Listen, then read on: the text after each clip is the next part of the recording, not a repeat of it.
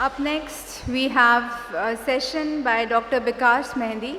Dr. Vikas Mehndi is a professor, Department of Pharmacology, PGI MER, Chandigarh.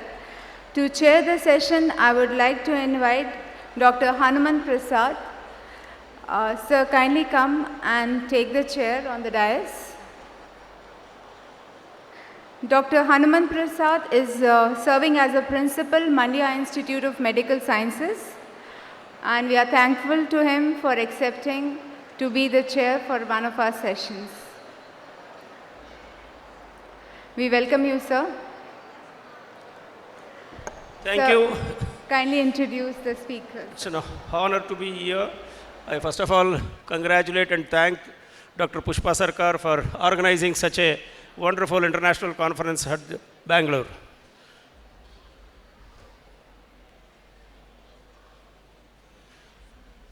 Because Mehdi, I think most of our health sciences faculty would have heard about him. He is editor-in-chief of Indian Journal of Pharmacology and International Journal of Pharmaceutical Sciences. He is ex-additional medical superintendent, founder of Experimental Pharmacology and Neurobehavioral Laboratory, coordinator at PG, JIPMAR and Metro Vigilance Center, regional coordinator for North Zone, Ministry of Youth and Sports, Government of India, ex-secretary, Clinical Pharmacology of Indian Pharmacology Society. So, Dr. Vikas Mehta has lot of awards to him. Is been dedicated to 2% of scientists across the world, conducted by Elsevier and Stanford University for 5th consecutive year. Nominated as member executive committee of IPHR for global coverage in 2023 to 2026.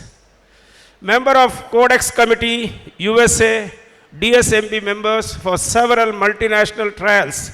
He has published 10 books, 300 book chapters, and more than 700 research papers. I think we will definitely have an enlightening session on this. Please go ahead, sir. Welcome. Can you hear me? Yeah. So, thank you for brief introduction. Since it is a mixed population, I put the title, How We Should Look for Innovation, and how you should think for further step. So if you take today, earlier professor, they used to say publish and perish. But today, time has come that you need to look for innovation.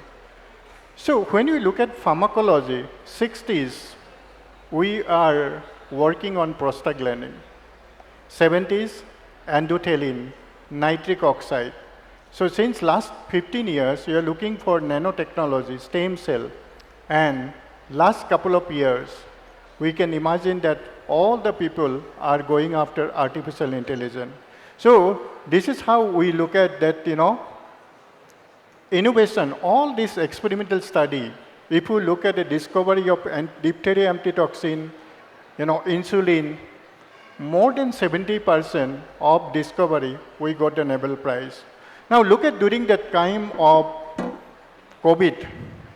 Though today we said that, we don't have an expertise on experimental pharmacology. Very few centers, they carried out experimental research. Even we can count it. If you ask today, how many sites we have facilities for bigger animal, monkeys, only 4. So during the COVID, I was, looking after from ICMR. So people used to go to the jungle to get the monkey. Today, we are working on Zika virus. We need a monkey from Africa. So during this COVID time, you can see, imagine 61,389 animals they were used, and especially because we wanted immunomodulator. So this is how we look at that. So I'll go back, like Dr. Tonus has already said about the Newton. what is a discovery? If you happen to go to Cambridge is because of the river, Thames River, and he was a neglected child. But if you go to Clare College, in front of the Clare College, you can look at that apple tree and window, he was sitting there, and that's how discovery. So you little further standing shoulder to be giant. Then you take an example of Egypt. You know that all this person who diagnosed around 200 disease, and he also performed surgery, practiced dentistry. So if you look at, some of the plant, even my MD's time, I had taken from Egypt use of castor oil for osteoarthritis. So all vital organ, blood system, it was identified. Look at this man, crazy man. You know that how tea is discovered. There is a king from China, he has a habit of taking boiling water. So he is a crazy man, he went to the jungle and he put that plant, tea plant, into the boiling water, and that's how the discovery of, tea. So what happened, he used to take all the plant. Today, we talk about lot of innovation. You can look at Ayush product. Ayurveda, Unani, Siddha, now the Tibetan system have been included. So we need to generate the evidence. So what happened to this person? He had taken 365 medicinal plants, and after that he died, he turned into the blue, and that is before, 2008. But one thing is that leading discovery, if you look at that from China, if you see that all the malarial symptoms are being described, and that's how, people got the Nobel Prize, and handbook on prescription of emergencies have been published. So these are the contributions. So if I go on, the next one is, Egypt, one of the major contributor. If you look at all medical document, record, ancient Egyptian medicine, today when we talk about pharmacovigilance, the concept was start from Egypt. And that's how they published the document 110 or 200 long content, all the formula, and particularly the herbal formulation.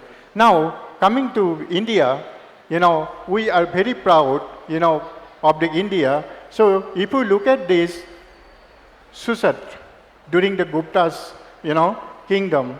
So what he had described, if you go to ophthalmology, all the description of the disease or the surgery have been done. He actually counted 300 bones of the human, and he also discussed. So some of the basic concept, antiseptic, aseptic, this concept has been started by Susatra. So if you look at the next one, Hippocratic Oath, what he said that he described typically pulmonary edema, how it will have a clinical symptoms of clubbing of the finger. So another one is he promoted Susatra concept into irrigation for wound healing. So these are the new concepts. If you look at that, dissociated with medicine, with philosophy, establish the science of medicine. Then you look at the highest moral inspiration from the Then look at the Iranian civilization. So one of these person, Al-Rajvi, he discovered alcohol as an antiseptic. Then he recorded 184 books with the article. Now one more concept, if you look at that, currently he may be from Uzbekistan. And if you look at that, he wrote Canon on Medicine, European medicine textbook during that time. And if you look at the concept, he said drug must be pure. Today, as a professional, if I ask how do you check the quality of drug, we call it NSQ. If it is not at par with Indian pharmacopoeia, you call it spurious, or you call it, counterfeit medicine. So during that time, he said drug must be pure. It must be used for one indication, and the strength of proportion severity of the disease. We describe as CRC or DRC, drug dose response curve, and during that time, all this concept was there. So coming to discovery of microscope, so glass invented by Roman, it was recognized when the middle and thin age yielded magnification. Then concept was coming as eyeglasses, Then 1590, it was used for hand invented the cylinder, and 1600 it added the devices. So if you look at all this discovery, then definitely you can look at that how we started learning. Today we talk about recording of blood pressure. So if you go back, there is a scientist called Dale. He used to put the cannula into the artery. That you call it a direct recording of blood pressure. Now we have a indirect one. And from there, we develop a telemetry. So this is how we actually, even if you look at hematology, circulatory system, all the rare disease, and how Christopher had used the blood transfusion and the use of brain. But in case of a clinical trial also, whatever experimental data we have, let's go for a human studies. You can see 500 BC, 1025, 744, and today, after COVID, see the new concept. We have a decentralized clinical trial. Earlier it was not there. Adaptive design, basket trial, umbrella trial. So these are the new concept has started. So if you go back, you must remember, by the river of Babylon, the famous music. This king, he wanted to promote the non-vegetarian. Then some of the people, they objected to his concept. And this is considered to be a first clinical trial in the world. So he made two groups. One group, they were receiving vegetarian food. Another group, they were receiving non-vegetarian food with wine. And after 10 days, it was found that those who had taken vegetarian food, they do much better compared to non-vegetarian. So this is how history of, clinical trial during that time was there. And obviously we understand, every month, every year, 28th of May, we celebrate as clinical trial day because of discovery of ascorbic acid, in scurvy. So you can see that how it was designed during that time. The group was given vinegar, diluted sulfuric acid, cedar, seawater, and it was a comparative study. Today we talk about RCTs, randomized controlled study. So if you plan for a psychiatric trial, if you do not have a control group, you might get efficacy of 80%. But moment you put a control group, efficacy come down to 25%. And that's the reason that how when you do clinical trial, in order to avoid the bias, you have a system of randomization, then stratification, and all this experimental design have been started during that time. So these are the group and how statistically they have calculated, and ultimately they come up with. Coming with the smallpox, today it has been eradicated. But if you take a story, girl with smallpox, 1100th century, putting the scrap from smallpox pustule into the nostril, wearing the clothing someone who already developed, smallpox, and that give the immunity, and that concept started. So if you look at that, some of these, I'll just go back. So these are Benjamin Sesti, that 1720, 1721, London smallpox location was there. So this person, what he did is, he was a farmer, and he had contacted that small cowpox were protected, and he come up with a concept. And that's how, if you look at that cowpox inoculation resistant to subsequent inoculation of smallpox, and that give a protection in 1798. So that's how we come up with a concept that how can you eradicate smallpox. And last case, if you see 1707, who confident about smallpox, it's completely eradicated. Now coming to some of this, concept, washing hand.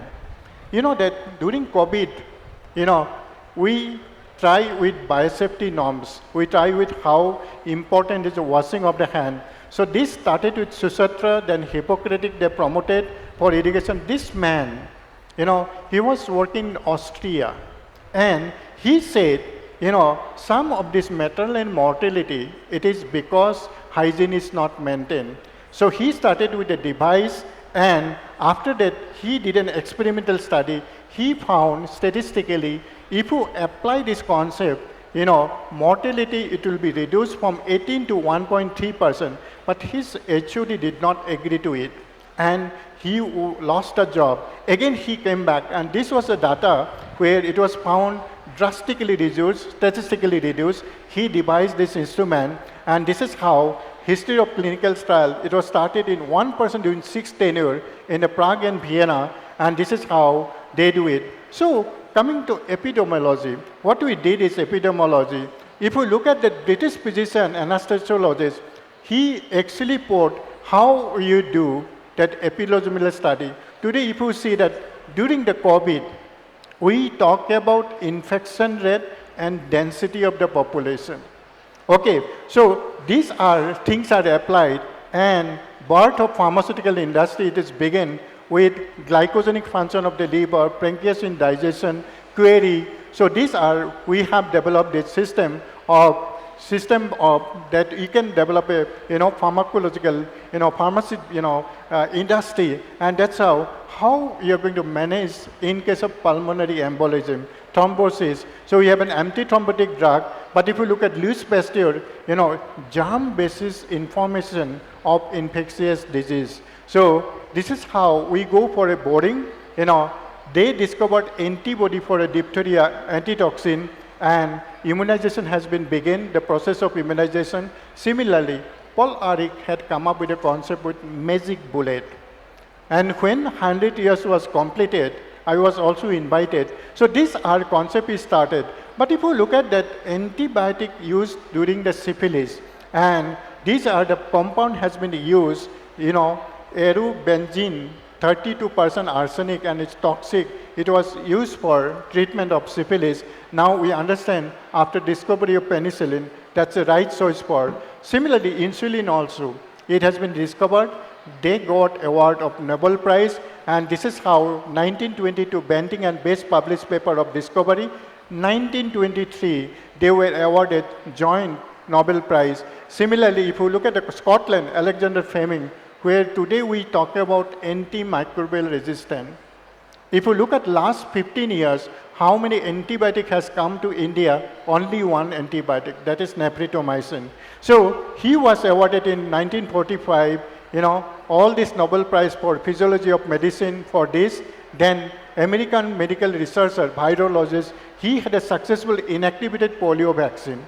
And associated in this, like they go for a manufacturing of this, and during that time also, people put the question of study design, how you're going to do it. Similarly, Sabine, vaccine tested, weekend, and today when you go for an application of vaccine, they will tell you that how much protection, because the regulatory acceptance, if it is beyond 50%, then it will be considered.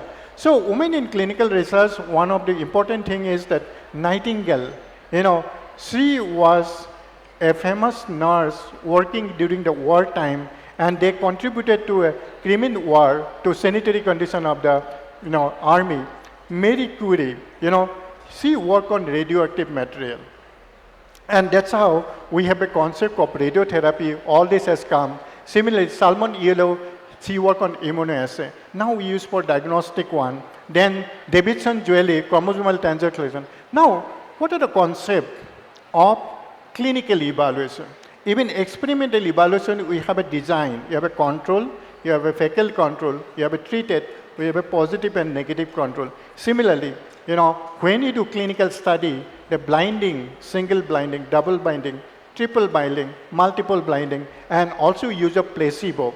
So this all it came. So when you go back in 1784, Benjamin was appointed a Franklin US ambassador, and they wanted to do a animal magnetism for medical cure. So they planned for a single blind placebo control trial. So this is how blinding was started.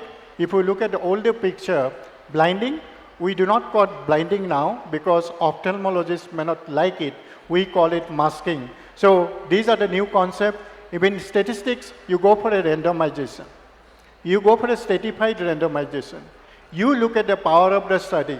You take the concept since 1890, how introduce application of statistics for experimental design and also for randomization and analysis. So you can look at the first clinical trial with properly randomized control trial. It was published in British Medical Journal. And this is how we look at that history of clinical research and experimental research, how you're going to get to milestone. Today, after COVID, as I say, we learned a lot of new technique, decentralized clinical trial, adaptive design, these all have been included. So ethics, if you look at that, we talk about Hippocratic, principle. So there, if you look at that Nuremberg Code, what happened in Nuremberg Code? All this German army, they had argued in international court that in the world few must die to save many more. They say, it is anywhere, Hitler is going to kill them after the war. Then they said, we are from German army, so whatever order it comes, we cannot say no. And they also say that all unethical practice, not only in Germany, but it is also in US. But ultimately, what is the concept we came? We came with individual autonomy. Today, when we do clinical research, you give all information to participant, and then you take a consent. So similarly, if you look at all this milestone, Belham report, how much benefit, how much risk, can you justify if you're sitting in ethics committee or if you're sitting in any as an investigator? So this is how we look at all this milestone of, so when you go back, identify bacteria as a Mycobacterium leprae, and it was not, claim was well received, then he actually done inoculation of live leprosy into the nurses and patients without any consent. And this is how Osler, he come up with a concept of, informed consent during 1898.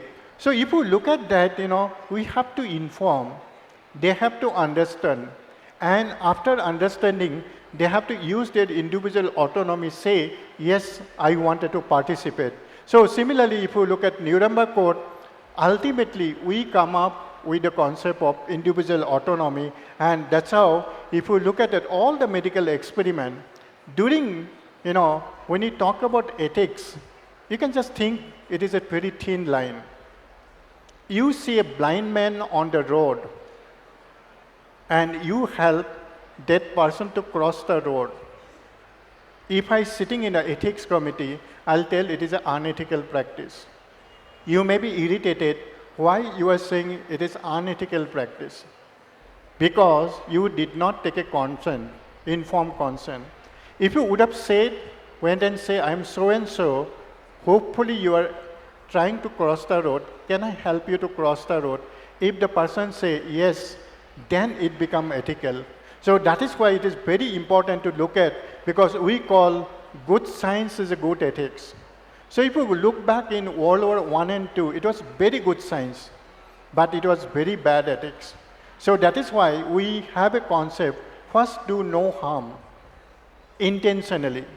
You are going to get the benefit, and if there is no benefit, can you monitor? If there is an ADR or event take place, can you monitor? So we take an oath, do not do any harm as a pharmacist, as a nurse, or as a medical person. So this is how we go, informed consent in enhanced clinical trial, where it is said that the report submitted to medical board, clinical research committee, how to provide each patient the informed consent. And today, when you look at informed consent, we look at all 8 essential elements and 4 additional elements. Some of the elements, you say, what is the purpose of the study? Purpose is research. There should be transparency. You are not only single one. There are 200 patients. Out of 200, you are the patient. So this is how you can also see one step further. When you do clinical trial, how to evaluate efficacy and safety in male patient, then the female patient, and others. You understand others. So during this AVPRO meeting, one of the ladies stopped me and she asked me, do you have a guideline how do you evaluate efficacy and safety for male, female, and others? And we conducted, one of these objective, and ultimately we publish. You can read this paper in pharmacology report. How do even preclinical study also we look at how efficacy of safety in male, as well as female, and in clinical, male, female, and others, or you can go for a stratified. Now, coming to ethical justification for any study, we follow ICMR guideline. And this ICMR guideline initially prepared in 1980, 2000, 2006, and the latest guideline is released in, 2017, 12 October. So when you read this guideline, you can look at, we follow 12 principles. Some of the principle has been incorporated. As an investigator, you are part of society. Anything you are going to do it should be benefit to the society. Then we have an one world health concept. Any study you do, how to, is it going to impact on environment? You know that you have a concept, product is safe for a human, product is safe for animal, and product is safe for environment. So this all concept has been started. You can read ICMR guideline. So there are several guidelines. If you go to ICMR Bioethics Unit, that is office is in Bangalore. So we have a guideline for palliative care, euthanasia, how to use for biomedical research, unuse of biomaterial. So all these guidelines are there, even publication policy, you can read that.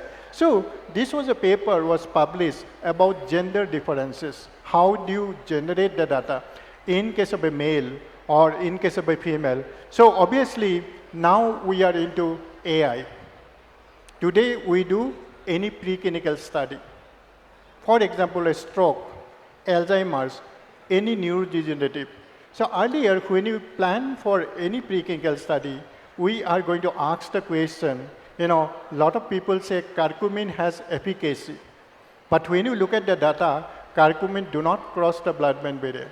Can we apply preclinical data, how much it mimic, and it will be useful in case of a clinical situation? And that's how all this development, if you look at that evaluation of drug development, that we screen, and we go for an in silico study. So there you can say that how much it mimic. But when you do in silico, when you take it as a level of evidence, it will be considered a zero level of evidence. So this is how we screen thousands of compound. It reduces the time, and that's how all this software it is available. And all scope, if you look at that in drug development process, we can just quickly go through it. We can just quickly go through it. So you have a target, you have a drug discovery, you can go for a preclinical research, then let's go to the clinical. And if the product is already approved, let's go for a repurpose or off-label use. So when you take an example of during COVID, we identify 4 targets, S1, S2, N-terminal proteases. Then we screen all gene database, 78,000. How many molecules will be suitable for S1, S2, N-terminal proteases. So you can do quickly and you can generate the data. So cost is very high. And as I say, if you wanted to go accelerate the process, so definitely you have an affinity, you have an older compound, look at all preclinical data, because this preclinical data will look at depending on clinical situation. You wanted to use for 10 days, 1 month, or more than 6 months. Accordingly, you need an acute toxicity, repeated dose, or long-term toxicity data. And that's how natural machine learning is very important. So these are some of the examples how stepwise you can go it. But one thing is that if you use, artificial intelligence, this is one example. They have used for breast cancer, but they excluded all the data of male breast cancer. So today you wanted to ask any question, what about breast cancer is male? They have not used it. So you don't get an answer. So there are a couple of, but when you look at our industry, it's growing. It is growing at the rate of, 10 to 12%. So you can take an example that how it is growing, and you can take an example that when we decided to go for a hydroxychloroquine on 22nd March, we also asked that how much hydroxychloroquine we have. Because we have a 140 crore population, if one person also develop COVID, can we manage to give hydroxychloroquine? But after 20 days, we export to everybody, 200 countries. Even we got an appreciation from Brazil president, thank you Modi ji, with Lord Krishna. Similarly for vaccine also, medical device also. Today we talk about medical device, we have 8,000 plus medical device. We have a regulation which started in 2017 and it is implemented from 2018. So there is a way to go because there are very few people expertise on medical device. Obviously cosmetic, Ayurveda, everything it is done. So this is how we go for it. But you know that when you talk about country-wise achievement, we need to put money on R&D. Otherwise you do not grow. If you take the example of one watch, HMT, you don't see now. Only tractor is there. So these are some of the examples how we can invest. And if you look at that dependency, how much we import, how much we export, can you have a mechanism, we'll go for more export, then we can say that we are the world leaders. So this is R&D spending, how much we spend in Europe or US or Asian countries. That need to be looked at that, then only you can grow. So if you take an example of pharmaceutical industry, Sun Pharma, Reddy's, Lupin, they're growing. They're putting the money into R&D. So if you look at 1980s, we have 1 or 2 compounds for R&D. Today, every month there are 5 applications. So this is how we look at all this, company and how it is growing pharma company over a period of time. But it is very important, unless you go for innovation, new technology, you're not going to grow. Some of the real fact, I will tell you that generic, we are called pharmacy of the world. We export all the generic market to all of our world. So this is how we look at, but obviously we have a challenge. Every day morning, somebody will get up and say, I'm going to put 5%, 25%, 50%. That challenge we have, and definitely when we grow, it will be difficult to replace Indian company over a period of 10 years. So definitely we have a hole, and that's how we look at, but we have to look at the reality. How we stand on innovation, 81. How we stand on global innovation, then knowledge index. So this is how, even we had couple of lecture on publication. How much we contribute? Only 4%. But if you take an example of smaller country, Switzerland, they contribute 30 to 39%. And even if you take an example of other one, knowledge index, how much? Singapore is number 1. Even if you look at that other country like Europe, Switzerland is number 1. So definitely our next generation need to be trained. They should have a skilled manpower so that you can grow. And definitely not only publication, I'll put it a word, you should also look for an innovation or patent, and that's how. So this is one, I just wanted to give an example, how simple idea can be published and patented. This is by an undergraduate student. They come up with an idea, if you go for a chemotherapy, you're going to lose the hair. So they put the devices which will reduce the temperature. And this paper was published in Archive of Internal Medicine, 20 impact factor. So one of the important point is novelty. I remember one of the medical officer from Maharashtra, he worked on scopiobite. He sent a paper to one of the Indian journal, and within half an hour it was rejected. And this man was very crazy. He sent it to Lancet. Lancet only says, can you allow us to improve the English? He said yes. And same paper was published in, Lancet. So innovation is very important. We have to do it and looking for a new compound. And this is what it is going to allow us. All this company, they have an R&D. They're putting the money into R&D for the innovation. But from academic institute, we need to look for, did you thought of any orphan disease? Did you look at an orphan drug? How many people you work on, snake bite, scorpio bite? So these are the area you can look at. So global impact will come with a collaboration. So I just give you one example. One of the BMG editor had to come to IIT Bombay. So one of the younger faculty asked, why can't you publish in Lancet, New England Journal of Medicine? His answer was simple. You don't have a collaboration. You don't collaborate from one department to another, one institute to another. But COVID taught us that anything you go for a pan-India, let's go for a multi-site study. So this is how we look at the collaboration, and definitely, it is not enough to do based. You must know what to do best, and then you do the best. So any clinical study we do as per GCP. So we take it an example that when you plan for any study, just go to equator. What is a national guideline, what is an international guideline? If you plan for in silico, in vitro, in vivo clinical study, that will give a framework. So you should be familiar with OECD principle and ICH or Indian. So we have an academic clinical trial. I only started, and with the Gazette notification. So this is what we released the draft guideline under my chairmanship for Government of India. So you can follow that, but we should not forget our traditional system. We can do a lot, but when you look at a regulatory angle, you make an application as phytopharmaceutical. Now NDCT rule said, can you identify 4 active ingredients? Then only it will be accepted. If you go to US, they will say 2 active ingredient. So this is how we have to look at, and definitely skill development program. We have done more than 700 skill development programs so far, and definitely what we have to do, we should not forget patient safety.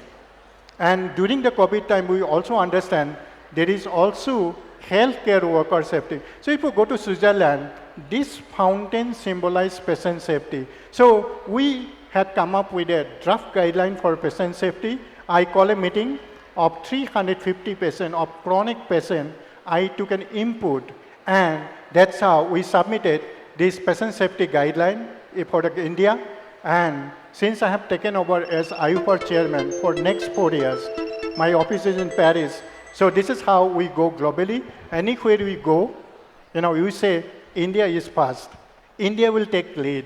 OECD, we are the chairman.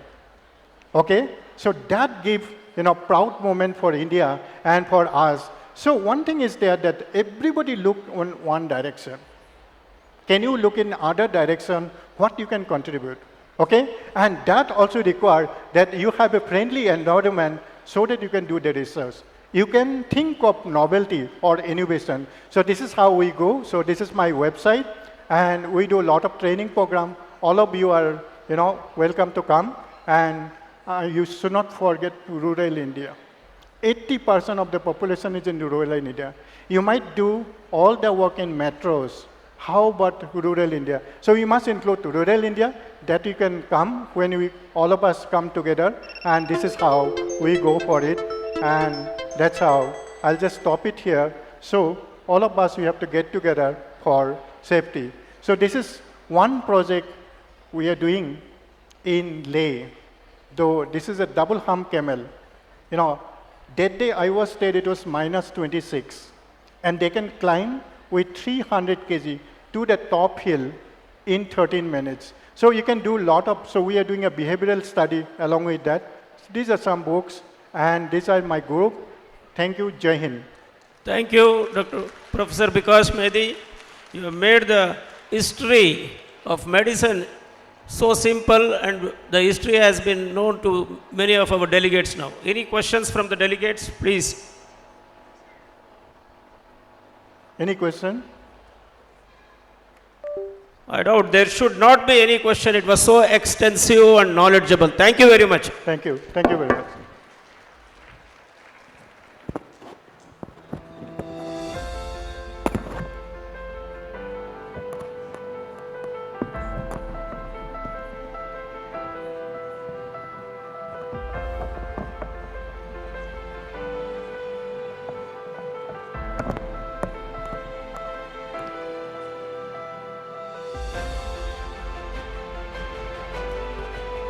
Hello. Yeah. Thank you, Dr. Bikash Mehdi, for a very informative talk regarding all the aspects of the Indian history of the medicine and how AI can be helpful in that.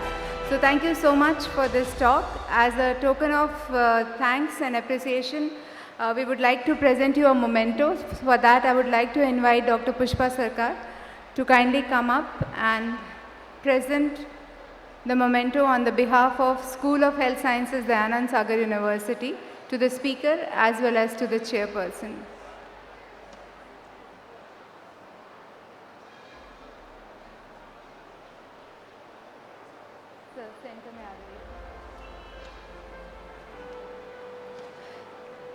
Once again, thank you, Dr. Vikas Mehndi, for the talk. Please accept our appreciation and thanks.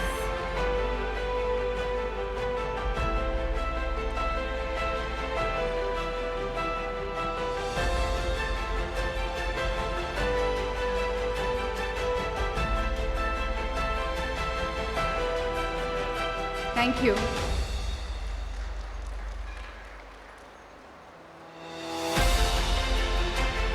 Thanks are also due to Dr. Hanumat Prasad, Principal, Manya Institute of Medical Sciences. Thank you, sir, for coming and chairing the session for us. Thanks to all the dignitaries.